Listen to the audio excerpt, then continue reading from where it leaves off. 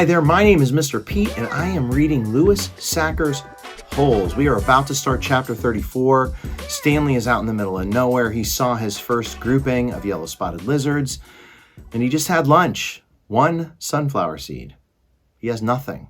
Nothing to drink, nothing to eat, and knows he's going to have to go back soon, but he's out looking for Zero, waiting for everybody at camp to calm down so that when he goes back, he doesn't get in trouble. So where are we heading with this? Who knows? But we're off to find Zero. Let's see if Stanley gets lucky and finds him. The sun was almost directly overhead. He figured he could walk for no more than another hour, maybe two, before he had to turn back. It seemed pointless. He could see there was nothing ahead of him, nothing but emptiness. He was hot, tired, hungry, and most of all, thirsty. Maybe he should just turn around now. Maybe he'd already gone halfway and didn't know it. Then, looking around, he saw a pool of water less than 100 yards away from where he was standing. He closed his eyes and opened them to make sure he wasn't imagining it. The pool was still there. He hurried toward it. The pool hurried away from him, moving as he moved, stopping when he stopped. Highlight that personification. There wasn't any water. It was a mirage caused by the shimmering waves of heat rising off the dry ground. Highlight mirage. Mirage is, they used to be in cartoons when I was a kid, and a mirage was, it was that heat that caused almost like a vision of water. He kept walking. He still carried the empty sack of sunflower seeds. He didn't know if he might find something to put in it. After a while, he thought he could make out the shape of the mountains through the haze. At first, he wasn't sure if this was another kind of mirage, but the farther he walked, the clearer they came into view. Almost straight ahead of him, he could see what looked like a fist with its thumb sticking up. He didn't know how far away it was, 5 miles, 50 miles. One thing was certain, it was more than halfway. He kept walking toward it, although he didn't know why. He knew he'd have to turn around before he got there, but every time he looked at it, it seemed to encourage him, giving him the thumbs up sign, personification. As he continued walking, he became aware of a large object on the lake.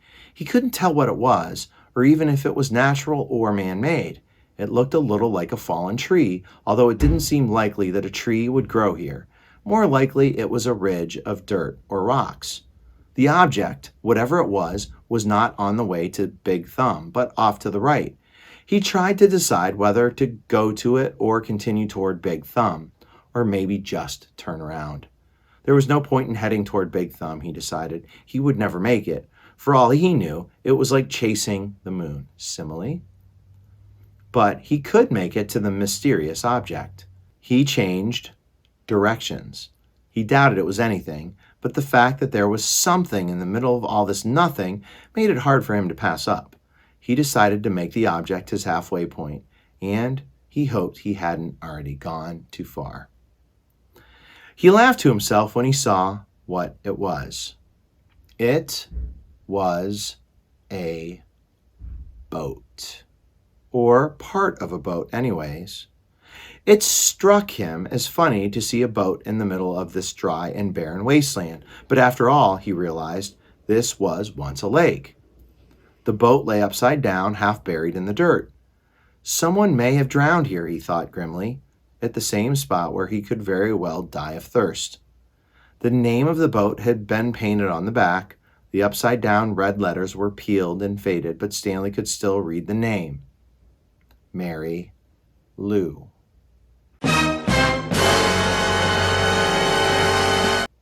Gotta stop. We know someone whose boat was called Mary Lou, who had another boat run into it in the middle of the lake. Who was that? Leave it in the comments below. On one side of the boat, there was a pile of dirt and then a tunnel leading down below the boat. The tunnel looked big enough for a good-sized animal to crawl through. He heard a noise. Something stirred under the boat. It was coming out. "Hey!" Stanley shouted, hoping to scare it back inside. His mouth was very dry, and it was hard to shout very loudly. "Hey!" the thing answered weakly. Then, a dark hand and an orange sleeve reached up out of the tunnel. All right. We're going to stop there. Mary Lou, we found a boat, and we know whose boat that was. Onion Sam's boat. Hopefully you left that in the comments already. Onion Sam's boat. So I want you to think back to that chapter. Maybe even go back to that chapter where Sam was sailing, rowing across the Camp Green Lake, Green Lake back then, and when Trout Walker's boat crashed into it. Think about what was in the boat at the time. Think about who was in the boat at the time. Think about what happened.